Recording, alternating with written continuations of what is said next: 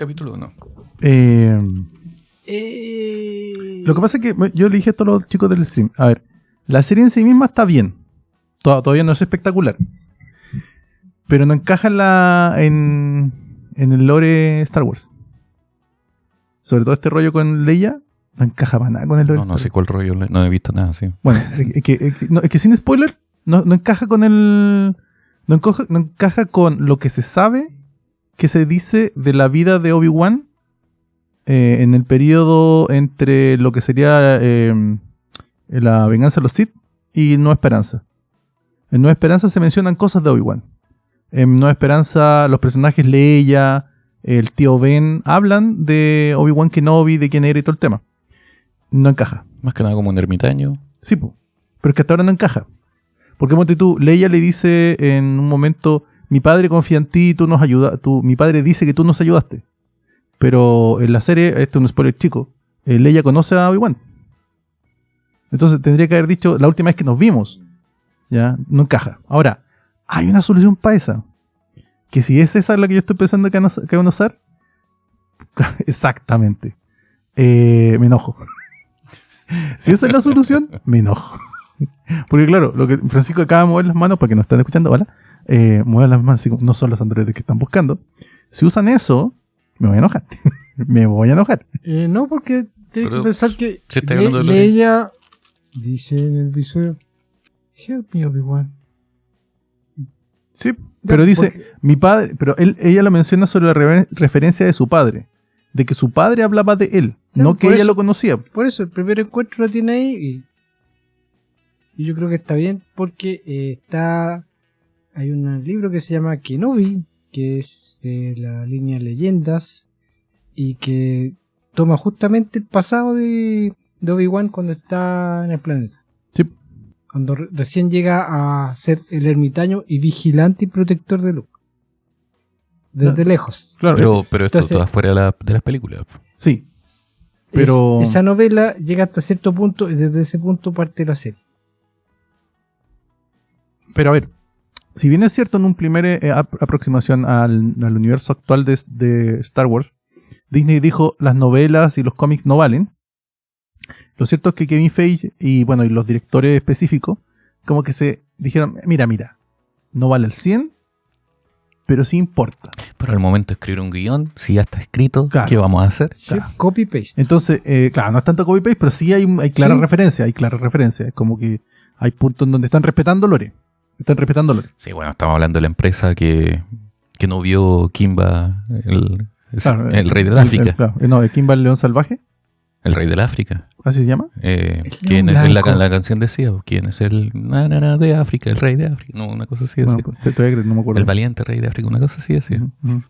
Bueno, ¿qué es el tema? Entonces, a ver, como te digo. De los que le robaron a Richard Williams la idea del ladrón y del mago y el ladrón y hicieron Aladdin. Claro. O sea, como te digo, desde la perspectiva así como autónoma, yo creo que la serie va bien.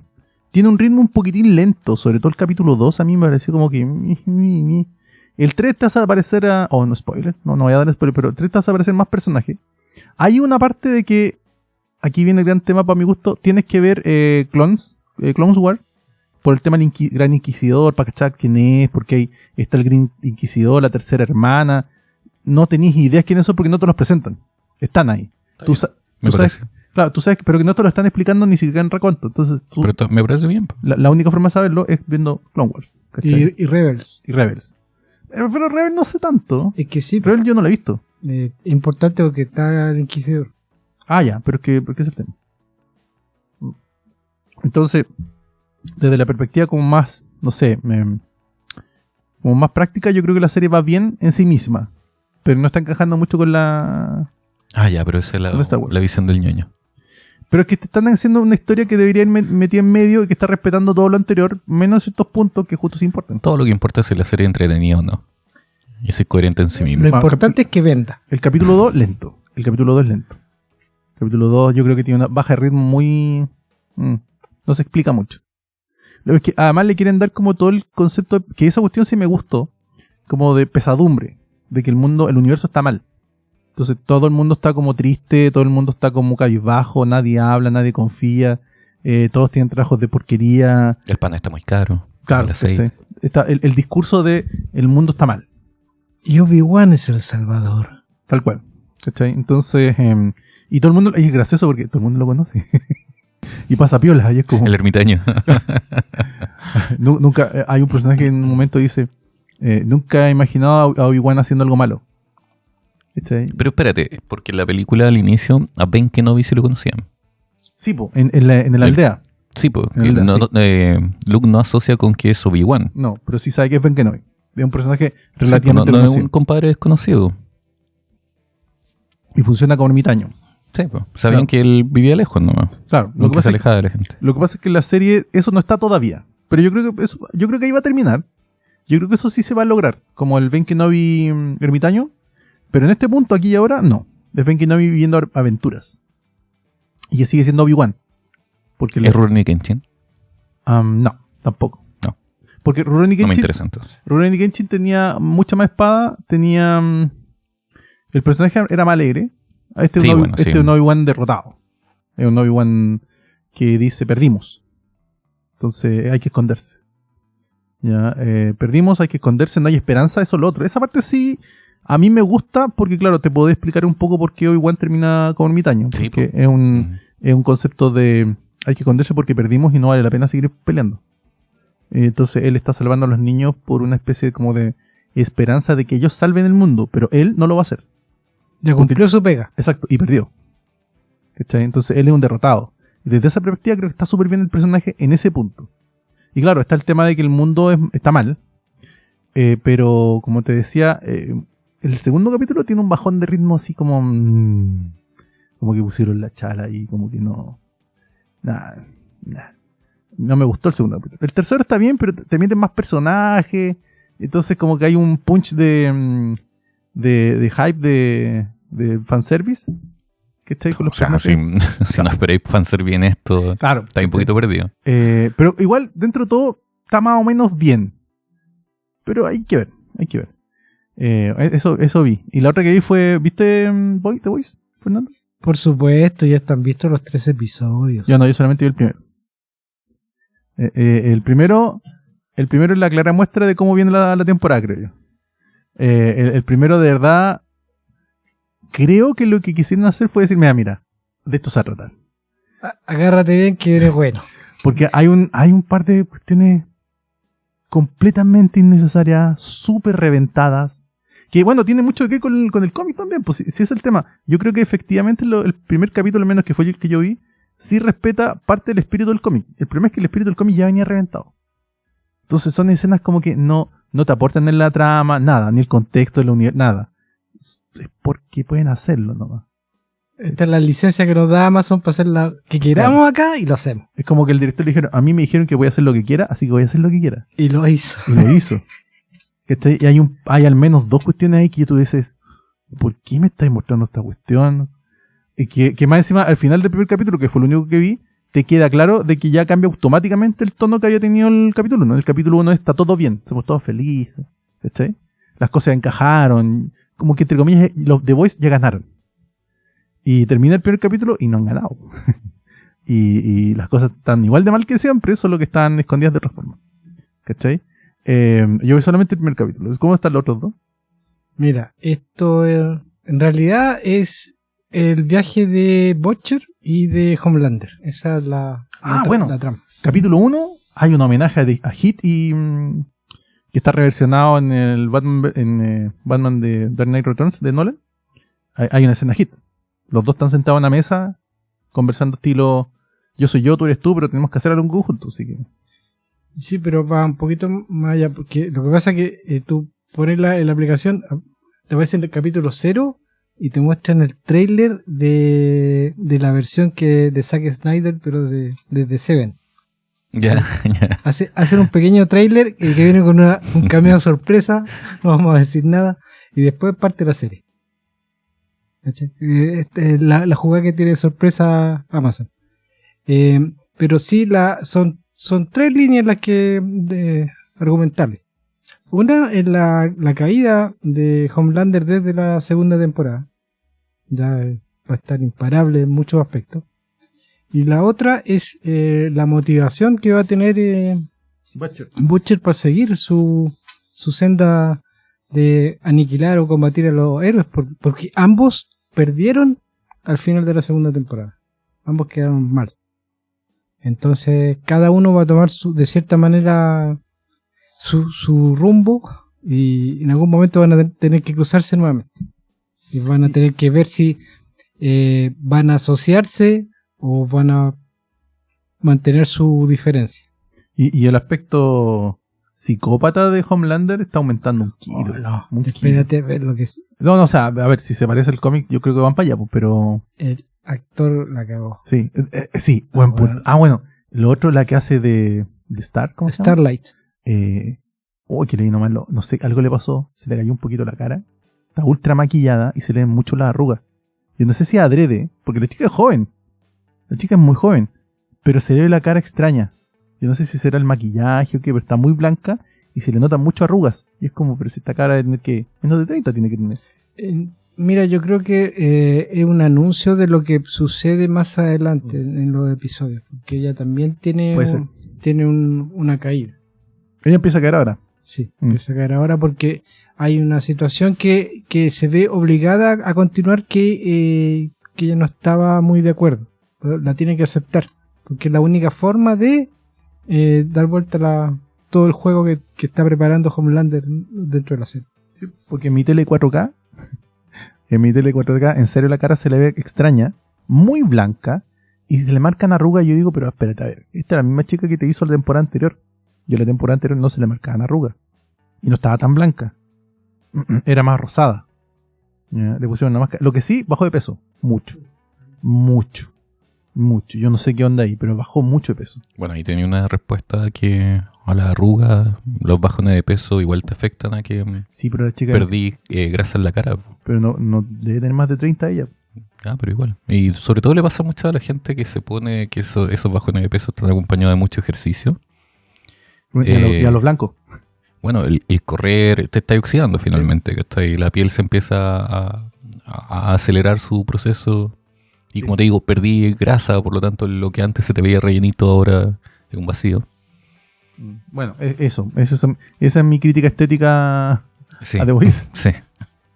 No me lo esperaba. No, lo que pasa es que no es que diga, a ver, como que se ve mal, solo que es exagerado el efecto en la pantalla, y por eso me hace ruido, o sea, no me hace ruido, me hace razón lo que dice Fernando. Probablemente sea que le están preparando la cara para lo que viene. Porque en algún momento se le marcan mucho las arrugas extrañamente. Es como, a ver, cualquier director de fotografía te hubiera dicho no ponle un filtro. Sí, bueno, hoy día Sí, ¿cachai? borrar arrugas no cuesta tanto. Ponle un filtro. Y se acabó. Entonces, creo que Fernando me acaba de abrir los ojos. Están preparando la cara de ella para lo que viene. ¿Ya? Porque está extraña la cara. No es la cara que está de la niña tierna que estaba antes. Cosa que tiene que ver con lo que le va a pasar ahora. Porque aquí la niña tierna se acaba... Si es que coincide un poco con lo que viene en los cómics, aquí se le acaba la niña tierna, creo yo. Sí, va a haber algo de eso. Recuerden, miércoles que estrena Obi-Wan, viernes The Boys. Pero de Boys ya hay 3 capítulos. Sí, se estrenaron los primeros 3. De un golpe. Y después De un. la jugada de Amazon. Así que espérense. Yo les quería comentar. Bueno, en HBO se estrenó la última de Harry Potter, la última de Animales Fantásticos. Lamentablemente no pude llevar a la mamá, a nuestra madre, al cine, que es una tradición. Una tradición, sí. No pude porque la sacaron antes que yo pudiera ir. Así que no pude ir. No está mal. Yo escuché críticas muy feas. No está mal, pero no te cuenta nada. En términos simples. No está mal, pero no cuenta nada. Y vi que entre Amazon y HBO, por ejemplo, en Disney están los ositos Gummy. Que a mí me gustaba mucho, y es como está entera. Y son 6 temporadas los ositos Gummy.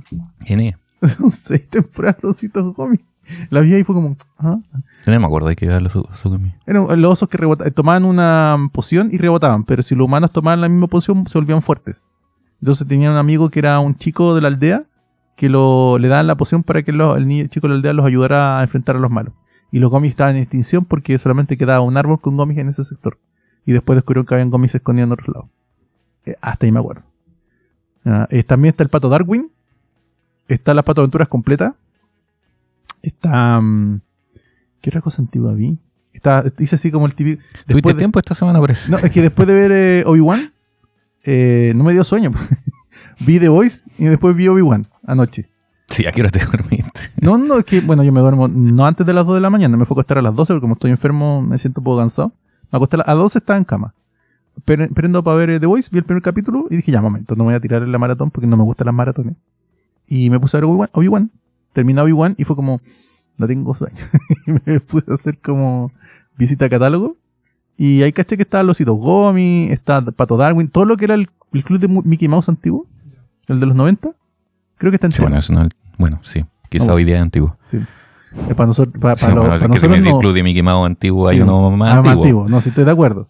De hecho, hay algunos cortos de esa época todavía dando vueltas. De los de Goofy, los Hay de Goofy. poco, ya que estamos hablando de eso, hay poco corto Disney, siento. Los de Goofy, sí, muy poco. Sí, muy poco. Esperaba encontrarme el de aprender a manejar, el Goofy gaucho. Oh, ese es muy Es bueno. muy bueno. Es muy Está el pescador, me parece. Sí, aprender a pescar está completo. Aprender a pescar, claro. El de béisbol No está. no está No, tampoco. no está. El de fútbol americano tampoco. No, hay tanto. Ese me encanta. Chip and Eso. Dale también tiene unos cuantos capítulos. Están los rescatadores completos.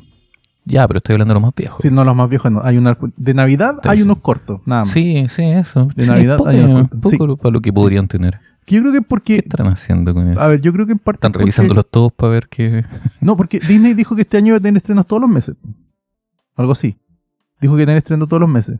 Entonces creo que están más preocupados de sacar los estrenos y cumplir la promesa. Y en vez de rellenar catálogo. Porque también los otros streaming, ponte tú, MGM, que está con Apple. Francisco, Manuel me prestó Apple en un momento que ya se agotó, pero en su momento estaba MGM, o sea, a través de Apple tú puedes entrar a la aplicación de MGM. Y MGM, digamos que tiene un catálogo de películas antiguas Sí. hermosas. Nada. A un par de cuestiones por ir dando vueltas. Oh, Pero nada, o sea, no es como... desperdicio. Es que es el tema, tú dirías, MGM debe tener un... Es que eso, el catálogo de películas antiguas de MGM es gigante. Nada. O sea, un par de películas, te diría que máximo 10 de las antiguas. Antes de 1970, 10. Y eso es nada para el catálogo de MGM. ¿Cachai? ¿Por qué? Ni idea. Pero así es.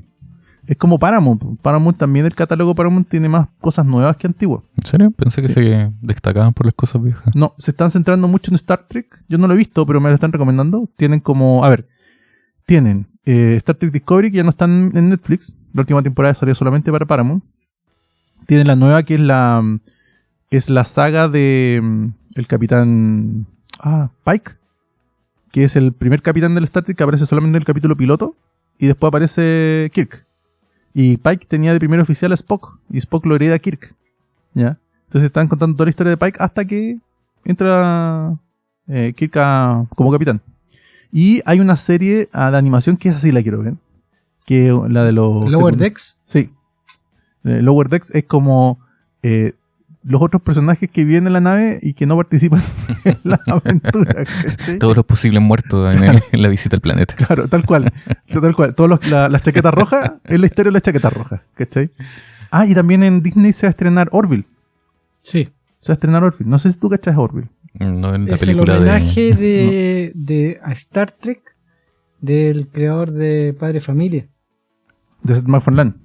¿Mm? ¿Viste? Estaba pensando en Orbit. No, Orville. Es Héroes fuera de mundo. ¿No fue? Uy, sí, pero creo que esa es una de... La de Tim Allen con Alan Rickman Sí. ya, Sí, esa. y la Y Sigourney Sigourney Weaver. Weaver. Y Sigourney Weaver, claro. Que todo el mundo la recuerda primero por Sigourney Sigourney Weaver y Weaver. de el resto. Sí. Sorry.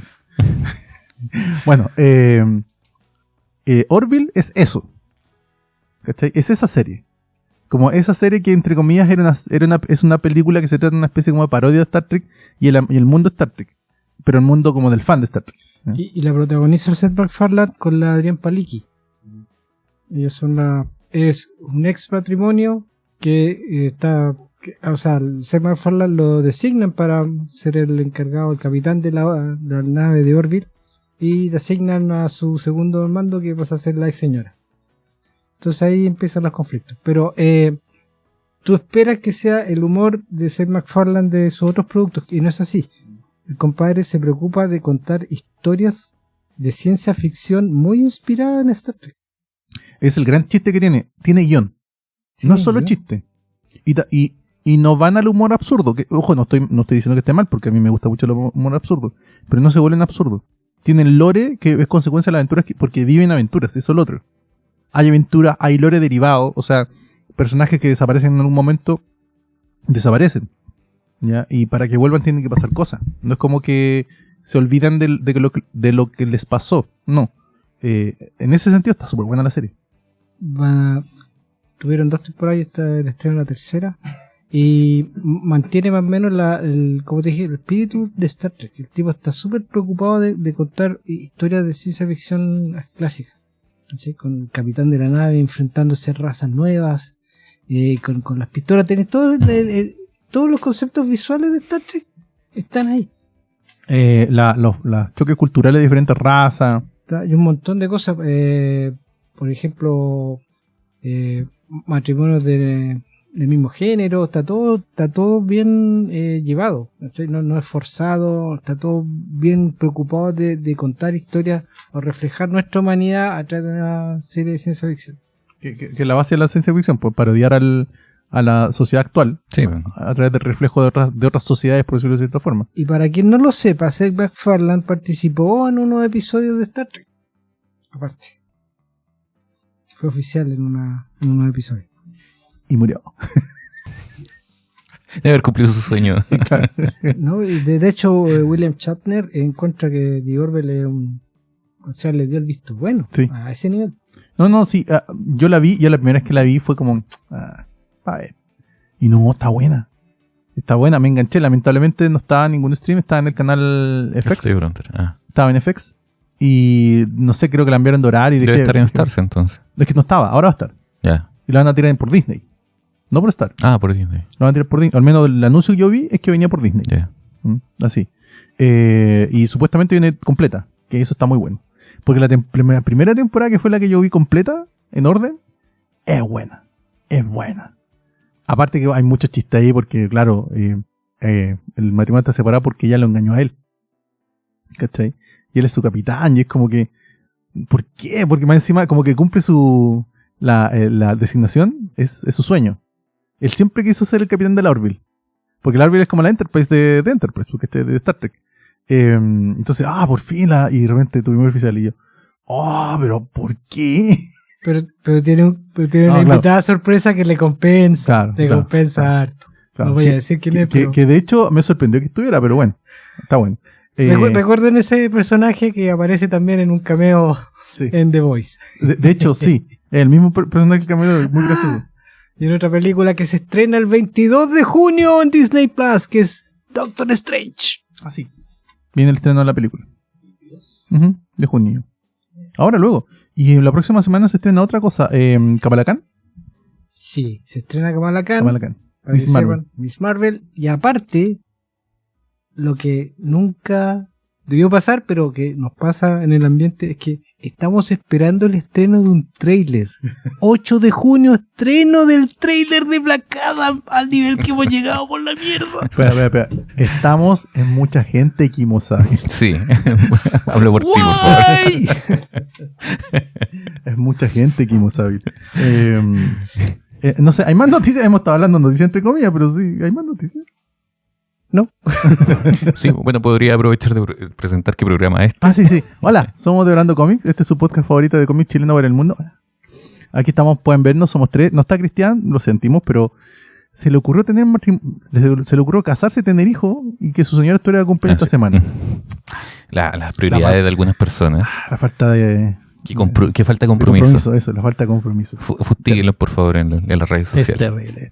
Pésimo. Uno ya no puede confiar en nadie. ¿Qué pasa con la ñoñez en estos días? Ya no es como en los viejos tiempos. No. ¿Qué pasó, señor Badilla? ¿Qué pasó? Entonces, bueno, esa es la situación.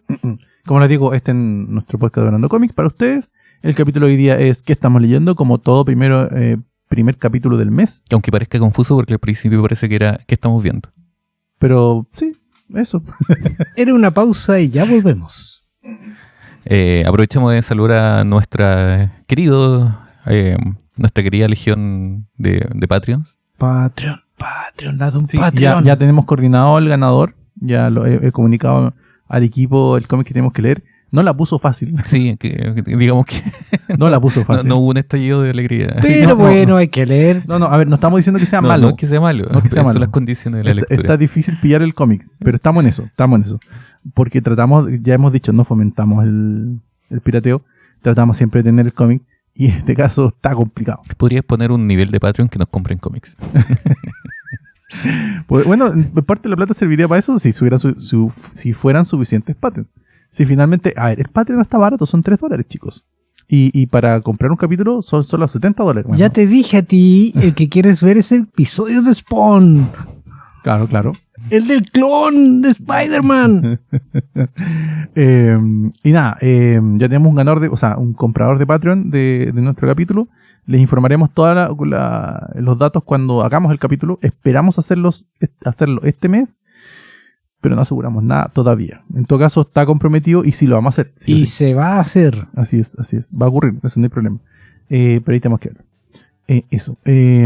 Ahora podríamos hacer la gran chinza y ninguno leerlo y hablar de él. y hablar de como si mediante resúmenes de escenas negativas. Si leemos una negativa, nos vamos Con todos No, los yo creo que spoilers. Yo creo que hice esto.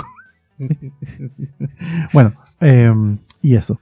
Bueno, ¿no hay más noticias o sí? ¿Hay alguna? Ninguna más. Ok, estamos. Trailer de Black Adam, 8 de junio, ya saben. Eso. Bueno, Para la gente interesada en trailer, Claro. particularmente. bueno, como les decíamos, hoy día toca que estamos leyendo. Y vamos a empezar con Francisco. Francisco, ¿qué estás leyendo? Sí, así, Sí. de una. Dale. Sí, yo tengo que hacer una confesión. Voy a partir haciendo una confesión sobre los programas anteriores. He hecho trampa y nunca he hecho un que estamos leyendo. Siempre he hecho un que leí. Claro, se acepta en todo caso. Ya. Ahora sí, por primera vez voy a estar haciendo un que estamos leyendo porque de hecho voy alcanzando recién la mitad del libro.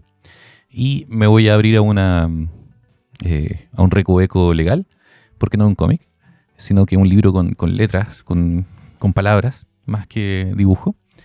Pero que sí trata sobre cómics. El libro que voy a comentar es La plaga de los cómics de 10 centavos cuando los tebeos eran peligrosos, que es de se me fue, David Haidu, supongo, que me disculpe si probablemente lo esté pronunciando muy mal. Que es un libro en inglés originalmente. Obviamente tengo la traducción al castellano-español del 2008 y la edición que tengo de 2018 de Pop Ediciones. Este libro habla de los orígenes del cómic de superhéroes. Ya, si bien hace un repaso por el origen del cómic en general y te sitúa el contexto en el cual el cómic nace, se viene a centrar en la época en que aparecen los primeros cómics superheroicos y la gran explosión de cómics que hubo entre la década del 20 y la del 50. Y el efecto rebote que originó eso. Hoy día de repente nos cuesta un poco dimensionar cuál fue el impacto impresionante que tuvo el cómic en Estados Unidos.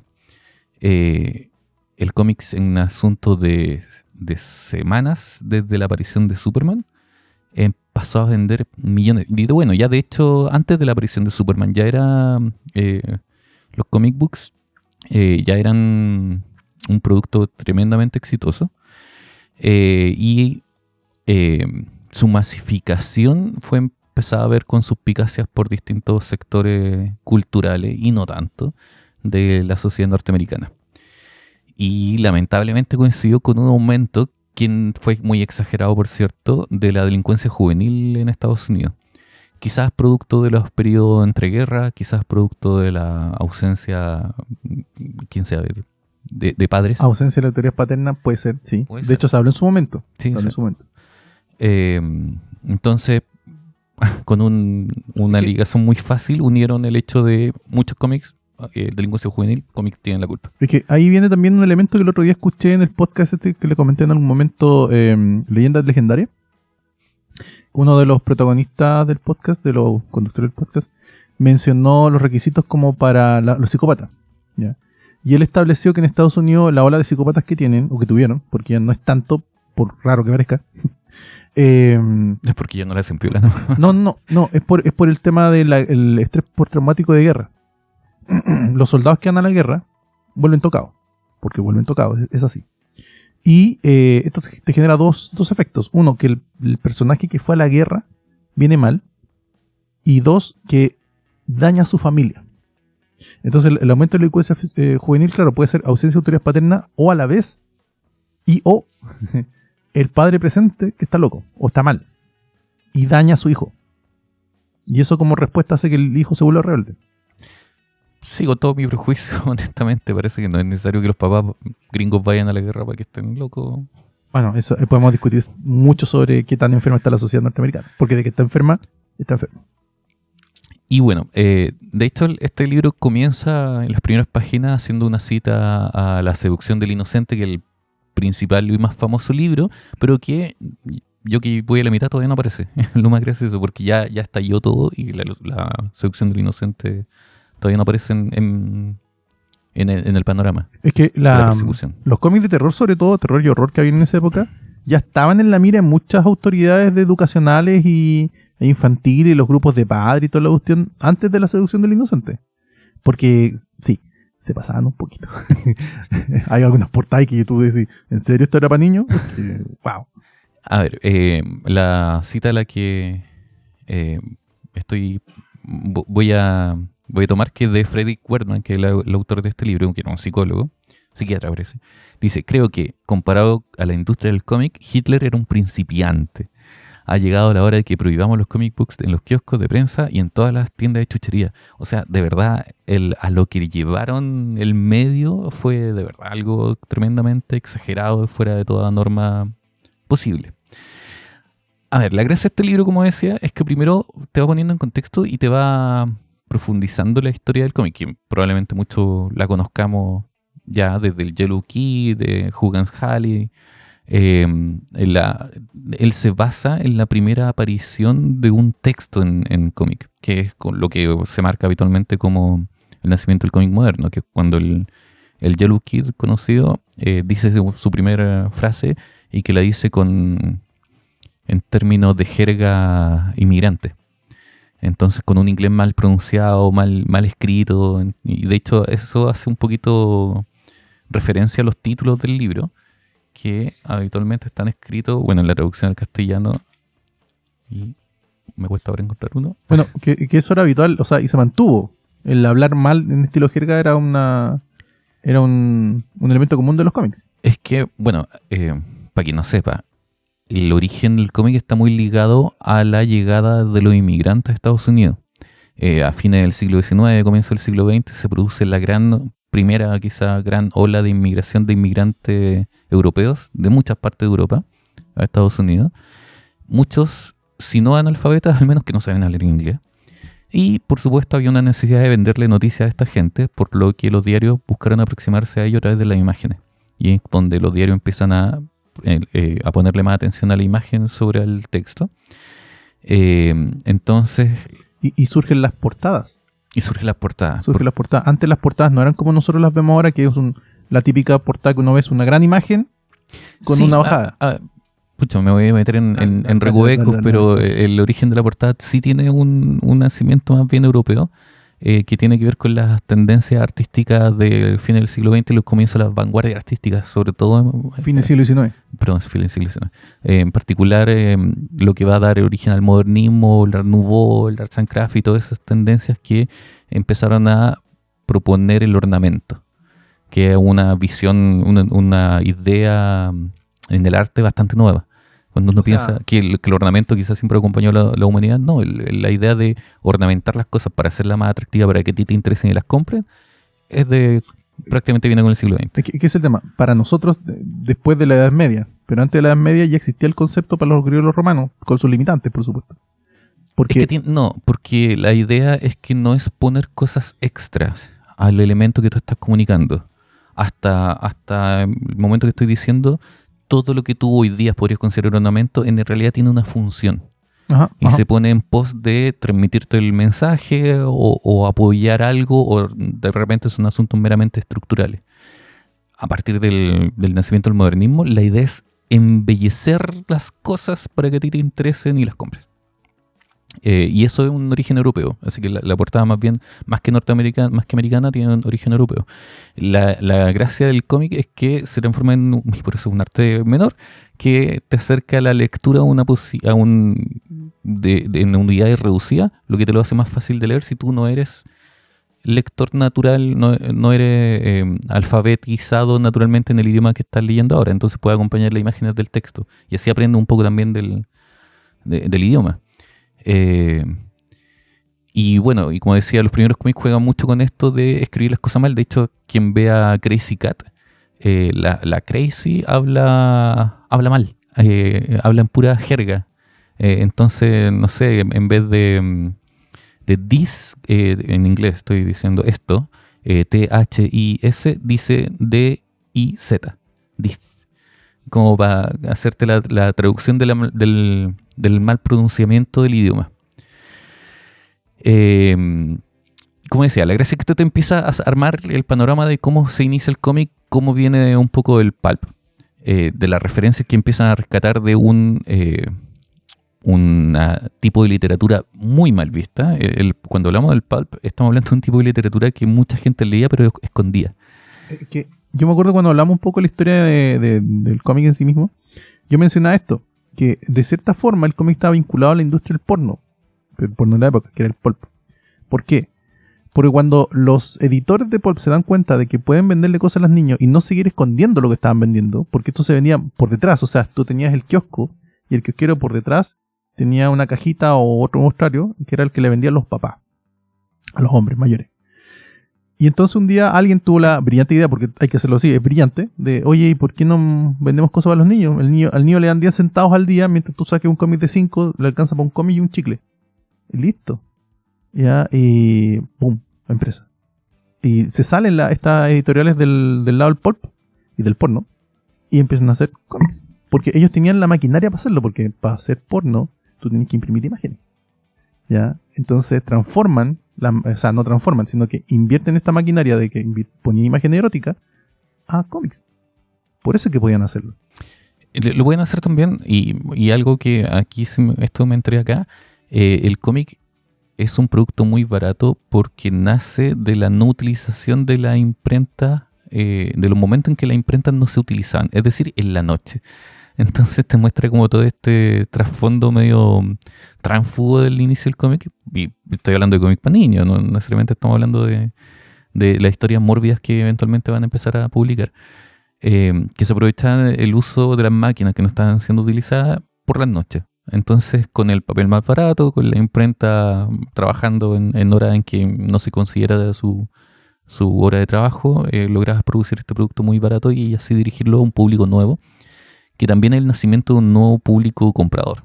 Ya hasta el siglo XX el niño nunca había sido considerado público posible al que tú le vendieras algo. Con el cómic es recién cuando tú piensas en que un niño por sí mismo te vaya a comprar algo. Es que es en parte lo que te digo, o sea, al niño le pasaban 10 centavos, anda y cómprate algo. Y le daban la autonomía al niño de que se comprara lo que fuera. Que claro, el papá que pensaba, te voy a comprar dulces, que lo hacían. Pero realmente era como, dame ese cómic. El cómic valía 5, te dan 10 centavos, 5 vale el cómic, 5 te compras en dulce. Tenía hecho el fin de semana. Era la felicidad pura. Lo bonito es que empieza a centrarse en la aparición de grandes personajes que vamos a reconocer en la historia, partiendo por Will Eisner. Y te habla de dónde viene Will Eisner, de su origen en el cómic, de la necesidad de él de llevar plata a la casa, de cómo era su relación con su papá, que en algún momento él había sido una persona exitosa, pero luego empezó a fracasar en todos los intentos de negocio y de trabajo que hizo, lo que hizo que Eisner cambiara un poco su visión acerca de su papá también y él asumiera un poco más el llevar la casa. Aparecen por ahí también varios editores que ya están olvidados, pero que te muestran cómo a través de su intención de generar plata, su avidez de dinero o de fama o de simplemente hacer algo, empiezan a propulsar el que el cómic empieza a tener riendas creativas cada vez más sueltas, más abiertas, o te lo cerraban también un tanto. la aparición de las primeras mujeres y hombres de color también en la industria, que muchos de ellos desconocidos hoy día lo va rescatando en este libro. Discúlpenme que no haya ido anotando los nombres, que debería haberlo hecho para ir mencionándolo. Aparece también Bob Kane, retratado como un sujeto con mucha personalidad, mucho carisma, pero cero talento. Como un fantoche dedicado más que nada a cazar minas. Que no es el único, por cierto. Aparece Bob Kane así, pero empiezan a repetirse algunos personajes como creo que la definición de fantoche es la mejor que se le puede dar a Bob Kane, en serio. Fantoche Kane. Sí. Bill Finger aparece, curiosamente, pero aparece bastante de refilón. Es que Bill Finger, al menos de lo que yo he leído y sabido de él, siempre fue súper... bajo perfil. Muy bajo perfil, al parecer. No le gustaban las fiestas, al menos no le gustaban las fiestas de los demás. No participaba mucho con el equipo, era muy de él. Era un poco como Steve Ditko, un gran personaje, pero que no participaba con los demás. Menciona la importancia de Archie también desde su aparición. Obviamente van a aparecer Chustel y Siegel y tienen un buen capítulo dedicado a ello. Vamos a tener que hablar de Archie porque creo que lo hemos mencionado mucho y no le hemos dado la importancia, o sea, no le hemos dado el contexto completo de qué tan relevante e influyente es Archie en el mundo del cómic. Bueno, y junto con él, con esa serie, Milton Caniff, que también aparece en su esplendor en esto y tiene varias apariciones alrededor del relato, porque en algún momento fue quizá el más visible y férreo defensor de los cómics frente a una avalancha que se les vino encima, que hizo regular mucho la industria. Esta aprehensión que se empezó a generar, que curiosamente lo muestran como que lo genera un escritor de cuentos infantiles, para quien el cómic era muy baja cultura y lo que estaba haciendo, y que esto es una lectura que me parece muy curiosa, porque lo que ellos manifestaban es que leer cómic te hacía analfabeto. Por esta baja cultura, cómo leer algo te puede hacer dejar de leer. Lo decían, perdón, un poco porque vi algo que va pasando siempre, así como hoy día te pueden decir que escuchar reggaetón es como perder la precisión a la música. Eso es como que es tan básico lo que tú estás leyendo que pierdes la capacidad y vas a perder vocabulario y intención de leer, y etcétera, etcétera, etcétera. Yo creo que en parte está ligado a lo que hemos conversado estos días sobre el tema de la educación inglesa y todo el tema. Porque claro, a ver, estamos hablando de una época en donde estudiar o leer era leer a Hamlet. Y yo creo que el error viene de un simple hecho de que al final de cuentas a no todo el mundo le gusta leer. Fin. Es un hecho. Después de los que les gusta leer, hay un grupo de gente a la que no le gusta leer cosas pesadas. Y no me estoy refiriendo a que tengan muchas hojas, sino que impliquen muchas emociones o no sea feliz a leer. Claro, ¿cachai? Entonces hay mucha gente que no quiere leer eso porque no busca esas emociones dentro de la lectura, porque finalmente la lectura es muy intrínseca, tú lees y las emociones que están escritas ahí, si están bien hechas, te influyen a ti en tu estado de ánimo. O sea, tú puedes terminar feliz o triste dependiendo de lo que estés leyendo. Eso pasa. ¿Ya? Entonces yo creo que todo ese tipo de reparos contra la lectura básica o simple o pop o lo que sea, derivan del simple hecho de que no querer aceptar de que, ¿sabes qué? Si tú tienes la capacidad de leer cosas más pesadas, las vas a leer. Y si no, no va a ocurrir. En fin. Hay una interpretación que hacía un crítico y escritor mexicano que se llama Carlos Monsiváis, que hacía una reflexión sobre la lectura. La lectura muchas veces se le vende con que si tú lees eres mejor persona, que es una lectura muy dada y muy heredada de la época en que leer era algo que solamente podían hacer ciertas clases, porque el resto no estaba alfabetizada. Y Monsiváis decía, uno puede ser un perfecto imbécil y leer mucho. Leer no te hace mejor persona, pero mientras lees, sí eres mejor persona. Porque cuando tú lees y te comprometes con lo que estás leyendo la vida de otro y los pensamientos de otro y logras empatizar con otra persona, cosa que en general en nuestra vida no vamos haciendo por la calle. A mí me gusta mucho esa lectura y creo que tiene mucho que ver con este tipo de lectura sobre lo que yo considero que no es apropiado, no es arte y no te eleva, porque no es lo que yo estoy haciendo, que era lo que hacía este escritor de cuentos infantiles, que finalmente está atacando su competencia. El compadre me parte diciendo esto. Por supuesto, lo que él está criticando es que lean eso y no sus cuentos, que están dirigidos al mismo público. También te hace ver esto, que el éxito del cómic tuvo mucho que ver con ese rechazo, curiosamente. Obvio, no hay mala publicidad, es una cosa que sabemos. Y que lo dice Linus Van Pelt. Sí, po. Mejor que hablen mal de ti a que no hablen. Ya. Y te habla mucho de que hubo muchos niños que se acercaron más al cómic porque eran el territorio que no era de los adultos y despreciados por los adultos. Y mientras los adultos los despreciaran, ellos lo iban a apreciar. Y bueno, este sujeto, acompañado por una época que igual estoy pensando que tiene que ver mucho con una época de ciertas luchas de reivindicación, porque la primera ola feminista es como de la misma época, y empieza a generar junto con la iglesia se suma a esto bastante rapidito, el ataque al cómic. Directamente no la católica, pero sí la iglesia evangélica de la época, y la católica llega después, pero sí llega. Sí, yo, por lo que acá se lea, no discriminan mucho entre una corriente u otra. Que empieza a atacar primero al cómic de superhéroes, derechamente, por tonto, por básico, porque según ellos te enseñaba a cometer crímenes. Un sujeto llamado MC Gaines, quien lo reconozcan van a saber que es un sujeto bastante importante en la industria del cómic, que es el que empieza a encontrarle sentido al hacer historias que se basaran justamente en crímenes. Y nace el Crime Comics, que no sé, se llamaban Real Crimes, Untold Crimes, todo tenía el título Crime en grande, y todos mostraban en la portada armas, drogas, pero o sea, no nada alguien usando drogas, pero algún guiño que uno puede entender que trata de drogas. Chicas guapas amenazadas, cuchillos con sangre. Guapas y muy curvilíneas. Armas de todo. Incluso hay unas buenas lecturas que te hablan de qué hacían esos dos sujetos ahí al fondo, como para decirte que además mostraban homosexualidad. Okay.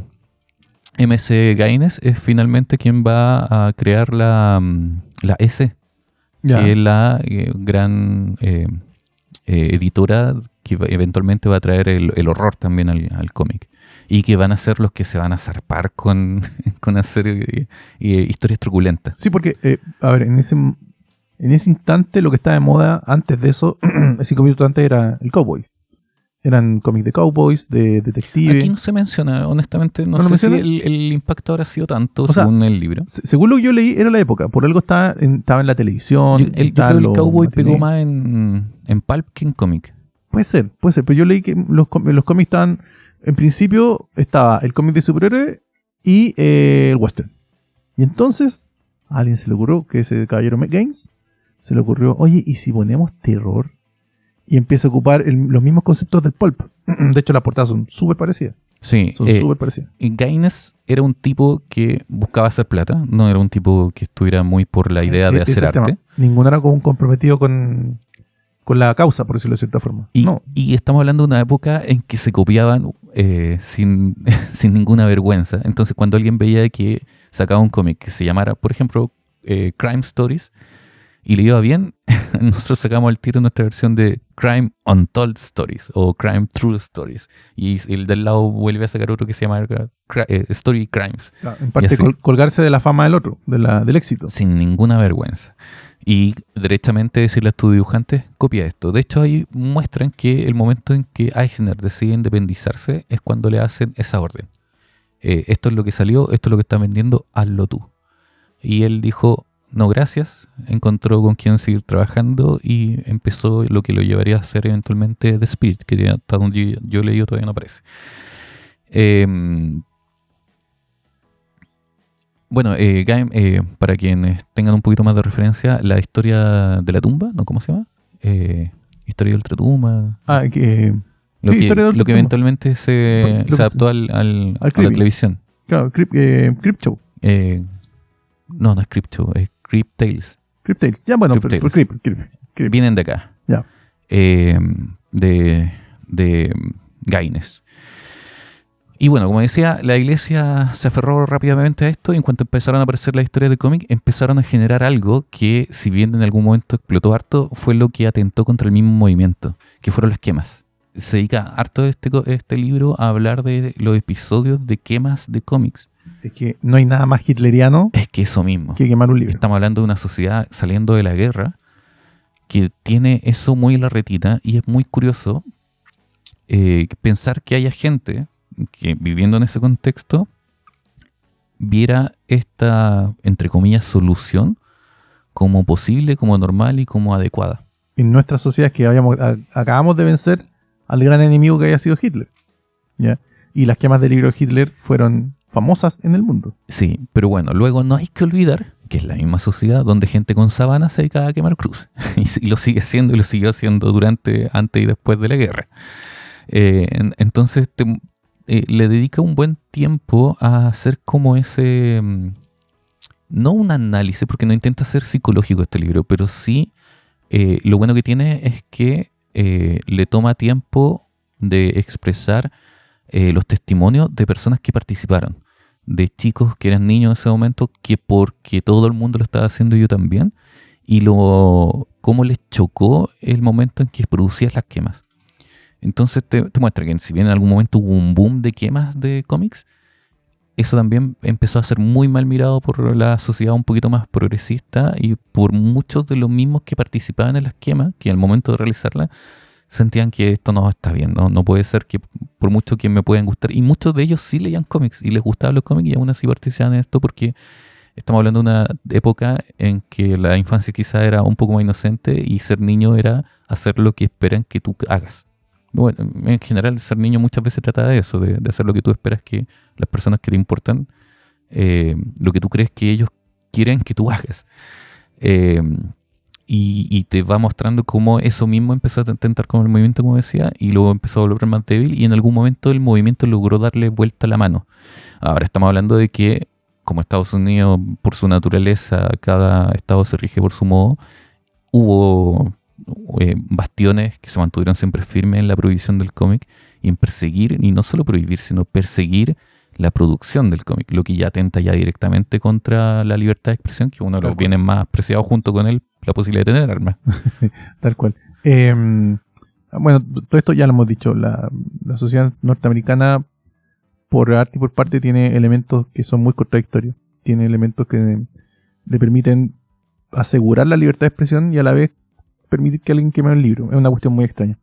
Pero lo que sí, esta época era muy convulsionada y daba pie para los extremos. Y claro, hay un elemento que tú mencionaste, que es el tema de que había gente que lo hacía y después se arrepentía. Uno de los grandes impulsos del cómic fue la lectura de cómics en el frente de batalla. Sí. Durante la Segunda Guerra Mundial. Mandar cómics al frente de batalla no era raro, era de hecho bastante normal. Y a los soldados les gustaban que les mandaran los cómics. ¿Por qué? Porque era la lectura rápida y divertida. Un soldado en el frente no tenía más de, 5 minutos para leer algo. ¿Ya? Entonces, cuando ellos vuelven ese también fue uno de los impulsos del cómic, cuando ellos vuelven al país, a Estados Unidos, muchos siguen leyendo cómics. Más escondidos en el sentido que es para niños, pero siguen leyendo cómics. ¿Ya? Y llegan cómics a las casas. Y también yo creo que en parte explica el aumento o sea, no el aumento, sino como que el cambio de objetivo en los guiones. Esto del terror, sí. La sexualización, es porque de repente yo creo que el editor cachó, mira, me están leyendo adultos también. Sí, no. y eso sí es, y el libro hace reflexión de eso también. Lo tonto que fue la industria de no haber ellos tomado el toro por la asta y ellos haber quizás diversificado la oferta de una manera muy clara. Porque el cómic, y hasta los 50, siempre fue indistinguiblemente un producto para niños. Por mucho que finalmente no lo terminaran comprando solo niños, pero nadie consideraba el cómic como algo más que este subproducto cultural para niños. Entonces estamos hablando de que finalmente se estaban vendiendo cómics de horror, cómics de crimen, donde muchas veces incluso vemos mujeres decapitadas, vemos asesinatos en la portada, y se lo está vendiendo al mismo medio que dice ser infantil. Y eso es bastante, yo no justifico, pero si estáis haciendo eso, inevitablemente te va a caer alguien que te va a decir cómo le estás vendiendo esto a los niños. Que tiene lógica, ¿sí? Lo mismo que los videojuegos y todo eso. Por algo hay calificaciones.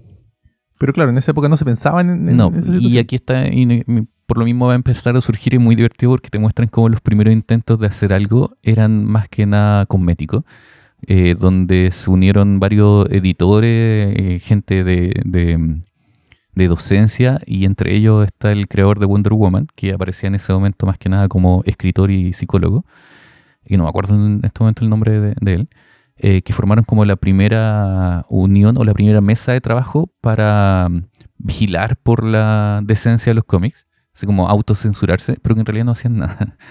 Y eventualmente sí va a tener que generarse el primer código de cómics para poder asegurar de que los cómics que tuvieran ese sello eran cómics Aptos. sanos Aptos. para niños.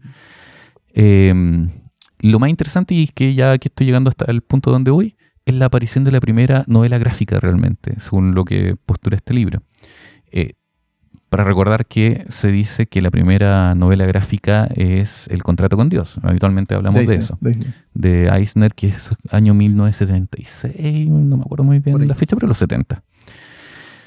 Aquí estamos hablando de una producción que se llama, y yo ya había visto esta portada, It Rhymed with Lust, de 1950, con guión de Arnold Drake y Lester Waller, y dibujos de Matt Baker, que tiene dos grandes particularidades. Una, que Drake y Waller eran dos escritores de cómics que ya estaban aburridos en medio de la verdad. Le aburría esto de partida de que fuera tonto el cómic, porque tenemos que decir que directamente las historias eran bien tontas, sobre todo si hablamos de los cómics de superhéroes.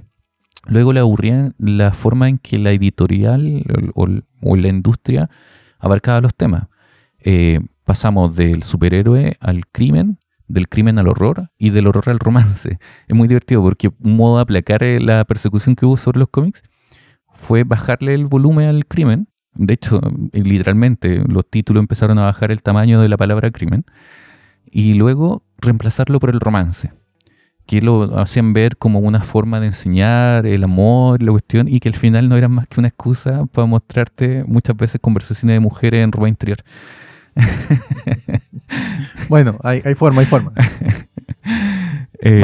Marston, gracias, el autor de Wonder Woman. Bueno, estos guionistas estaban aburridos de la forma en que les decían, ya, lo que vamos a hacer hoy esta semana es romance, así que escriban historias de romance y todo muy también bobas. Bueno, y en esa época, o sea, si en la actualidad el autor no tiene mucho respeto, en esa época los editores no respetaban nada a sus autores. No, o sea, no es que los respetaran o no les importaba. Sí. De hecho, Eisner contaba, qué bueno que lo dijiste porque me recordaste una anécdota de uno de los primeros cómics que hizo Eisner para un editor, que le hizo una prueba y lo mandó a hacer un cómic súper rápido, no sé, en un fin de semana tuvo que hacer un cómic entero y lo hizo, lo terminó y se lo llevó. Y el editor lo encontró grandioso, listo, ya, le pagó, lo guardó, y cuando llegó a casa Eisner se dio cuenta que había agarrado más la hoja y había puesto 2 hojas encima nomás de lo que había dibujado y el resto eran hojas blancas. En que nadie se dio cuenta hasta que eso llegó a imprenta, lo que demostraba lo poco que le interesaba a los editores el contenido. Te veían 2 dibujos, si el dibujo estaba relativamente bien, listo, démosle nomás. A los editores en ese momento no les importaba lo que se editaba. No tenían la menor idea de lo que se estaba editando. Les interesaba solamente el tema. Los editores eran más bien productores. Eran en el sentido que estaban hechos para que saliera el producto, claro, no para preocuparse que el contenido dijera algo. Claro, no había la idea del editor como la persona que te edita el contenido, que es lo que conocemos hoy día como el publisher. El que edita en el sentido de publicar. Fin. Claro, era el materialmente publicar. Casi eran imprenteros simplemente. Esa es la palabra más correcta. Bueno, y esta pareja de guionistas, aburridos de eso, se le ocurre la idea de hacer una novela en imágenes dirigida a un público adulto, con temas adultos que tienen que ver con crimen y policial. Y hacen esta historia sobre una viuda que necesita resolver un caso, muy amarrada a la novela negra. Que ahí estamos hablando, cuando hablamos de novela negra, estamos hablando de otro producto surgido también de la censura. Ya, la novela negra tiene su origen en que a Hollywood se le empiezan a censurar temas y para poder hablar de ciertas cosas hay que hacerla con doble sentido. Y eso es todo el origen de eso, y de eso se toman ellos y generan esta novela gráfica que lo que plantea esto es que es la primera novela gráfica tal cual y cuyo dibujante tiene la gracia de ser un dibujante negro, que ya de partida en sí era una rareza. Es un muy buen dibujante, de hecho voy a mostrar en un momento, el dibujo es muy de algo que podríamos ver en los 80, me recuerda a Byrne incluso el tipo de personaje que dibuja,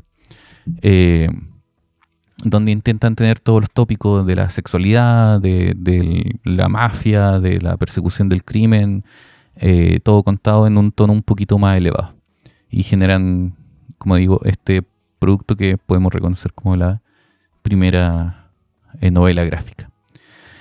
Y bueno, y ahí voy en el libro, voy recién llegando a la mitad, Ok. recién llegando a los años 50, todavía no aparece la seducción del inocente, que eso aparece en el macartismo, que ya es pleno Claro. año, plena década de los 50. A mí me llamó la atención que esto era en castellano, porque este tipo de libro rara vez se edita en castellano completo. Es como que. Sí, yo cuando lo vi, y de hecho no iba a comprar esto y fue para adentro. Normalmente está en inglés. De hecho, hay mucha literatura de esa época, pero en inglés. No sé, aquí Fernando ha leído un par y lo han comentado. Pero en castellano es raro. Entonces yo te diría, buena compra. La Muy edición buena. está buena, tiene unas cuantas páginas centrales con imágenes de lo que de todo lo que se va hablando en el resto. El resto es nada ilustrado, la verdad. Y el relato está bien fácil de seguir, es muy amable para seguirlo, te va novelizando un poco la historia, no se centra solamente en nombres. Si bien la avalancha de nombres que te aparece acá es para hacerte Claro. una guía. Pero al menos de lo que tú cuentas, está bien desarrollado como desde la perspectiva histórica. Sí, todos conocemos un poco lo que pasó en su momento y la prohibición del cómic y cómo se le persiguió en términos generales. Lo entretenido acá es tener como el detalle y cómo te van, insisto, cómo te van apareciendo la historia, los nombres que van conformando la historia del cómic. Eso a mí al menos me encantó. Yo solamente quiero hacer una parte de comentario extra. Que en parte toda esta discusión sobre qué es lo que es cultura y todo eso, yo creo que es válida. Pero es válida desde la perspectiva como del error.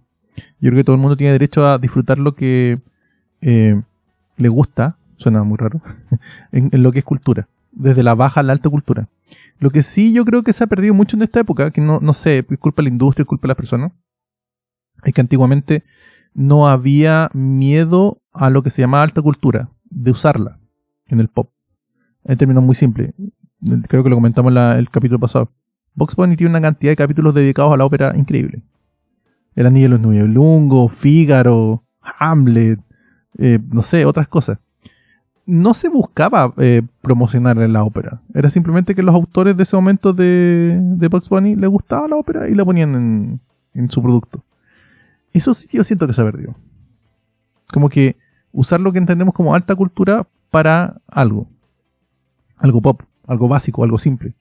Y eso sí creo que es un problema que tiene el uso de la secuencia, el que ahora tú puedes bajar una base musical, que parte lo conversamos en el capítulo pasado, baja una base musical y la puedes usar para tus composiciones. Porque eso impide la búsqueda musical y yo creo que eso es un ejemplo súper simple, pero que demuestra un poco lo que pasa en la actualidad, que es como que también en la crítica que había en esa época, que es la copia del esquema. J.K. Rowling con Harry Potter no pretendió generar la industria de la fantasía adolescente. Y generó la industria de la fantasía adolescente. Y todo el mundo está buscando ahora el nuevo Harry Potter. O Martin. Todo el mundo está buscando la nueva, en España le dicen novela Río. ¿Ya? Sí, yo creo que es un error de la industria. Pero un error de la industria que se produce por culpa de nosotros, los consumidores. Los lectores, los que escuchamos la música. Que caemos en estos esquemas. Y la falta de búsqueda musical, yo creo que es la manifestación del facilismo que hay en la actualidad de poder bajar algo de internet y usarlo. Sí, yo no sé si es efecto de esto o de otra cosa. Y yo que lo veo que trabajo con gente joven, que es lo que me aterra de repente la falta de curiosidad. Mucho. Si tú tienes curiosidad por lo que estás escuchando, y que estoy hablando de lo que sea que tú escuches, y si te gusta mucho, no sé, yo me imagino que la naturaleza de las personas que estamos acá, pero al menos la mía ha sido siempre ir a averiguar de dónde viene esto. El comprender que todo tiene una raíz en algo anterior. Si hace esto, eventualmente va a llegar a montañas culturales que están ahí, de las que todos estamos sacando una piedra para construir lo nuestro.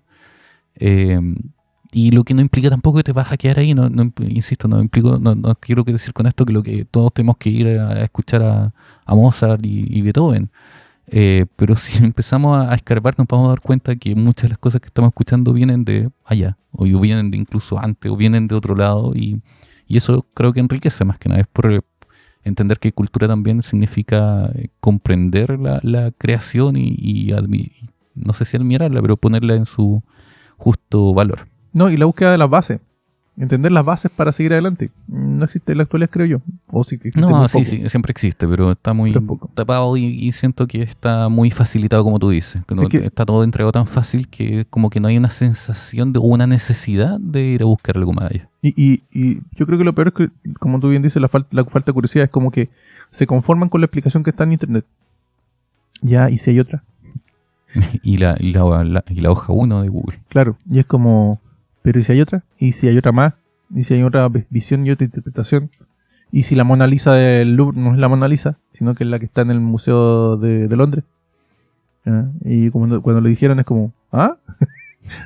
Yo escuché mucha gente como que, ¿cómo que no? ¿Es la que está en el Louvre? Pues, tal vez sí, tal vez sea la que está en Londres.